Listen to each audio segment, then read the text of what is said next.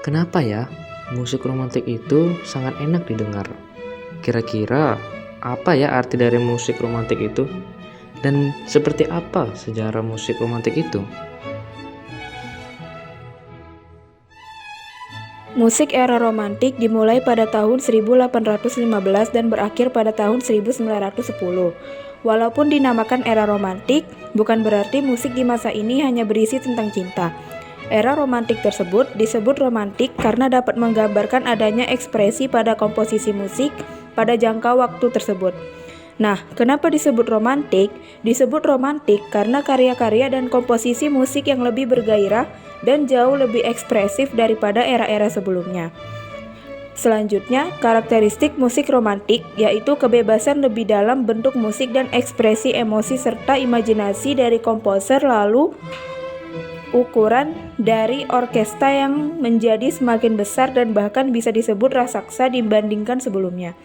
Hasil karya dari para komposer juga menjadi semakin kaya akan variasi dari mulai karya panjang hingga karya pendek dengan piano dan diakhiri dengan ending yang sangat spektakuler dan dramatis pada puncaknya. Secara teknik, para pemain musik pada era ini juga mempunyai level yang sangat tinggi, terutama dalam alat musik piano dan biola. Banyak sekali musisi yang dianggap sebagai seorang virtuoso dari bahasa Italia, virtuoso bahasa Latin virtus yang berarti keterampilan, keahlian, keunggulan. Jadi, virtuoso adalah seorang yang memiliki kemampuan teknis yang luar biasa dalam bidang menyanyi atau memainkan alat musik. Pada dasarnya, semua eksplorasi pada era romantik mempunyai cara baru yang jauh lebih menarik dari sebelumnya. Orkesnya menjadi besar, pemain musik semakin lihai. Perlu dicatat pula bahwa masyarakat dari golongan menengah dan rendah semakin memainkan peran di kota, maka lahirlah jenis musik baru yaitu musik hiburan.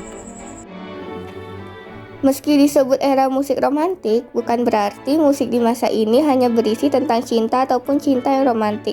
Sebenarnya, era musik tersebut dinamakan romantik karena dapat menggambarkan adanya ekspresi pada komposisi musik pada jangka waktu tersebut.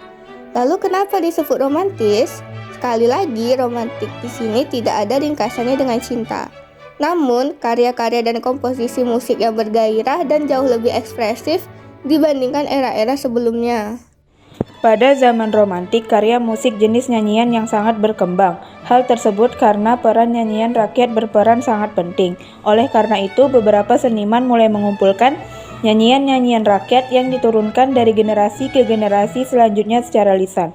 Kemudian, lagu-lagu rakyat inilah yang kemudian menjadi sumber inspirasi bagi komponis.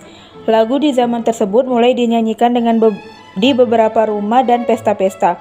Perubahan musik di masa romantik lebih banyak dipengaruhi oleh fenomena sosial, terutama penekanan pada individu.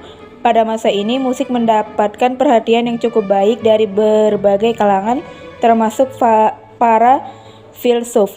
Pasalnya, musik adalah satu-satunya seni yang memiliki hakikat yang paling murni sebagai sarana komunikasi. Paradigma tersebut yang memengaruhi karya-karya musik romantik yang semakin lama berkembang menjadi ciri dari musik itu sendiri. Perkembangan musik romantik secara garis besar dibagi menjadi beberapa fase, yakni romantik awal, dimulai pada tahun 1800 hingga 1830. Fase ini diawali dengan gerakan restorasi di Jerman. Cerita-cerita rakyat dan dunia dongeng menjadi sumber bagi penulisan karya-karya komposisi. Romantik tinggi dimulai dari tahun 1830 hingga 1850. Fase ini gaya romantik telah umum di Eropa. Paris, Prancis menjadi pusat perkembangan walaupun musik romantik di Italia dan Jerman. Romantik akhir 1850 hingga 1890. Fase ini bentuk-bentuk musik baru bermunculan, disertai tampilan generasi komponis-komponis baru dengan estetika dan bentuk yang baru. Masa pergantian abad di dalam fase ini bentuk musik semakin ekstrim dan juga abstrak.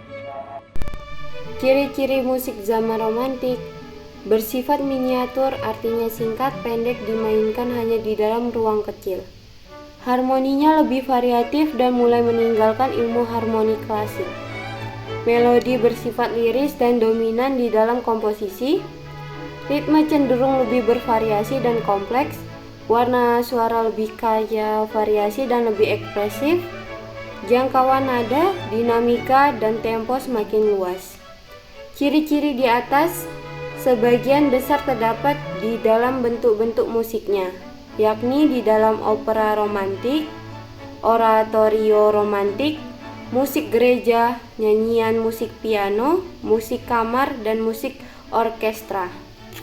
Karya-karya romantik memiliki perasaan emosi yang kuat dan makna yang dalam. Tokoh-tokoh yang terlibat dalam perkembangan musik zaman romantik yakni Franz Peter Schubert, Robert Schumann, Robert Franz, Johannes Brahms, Wilhelm Richard Wagner.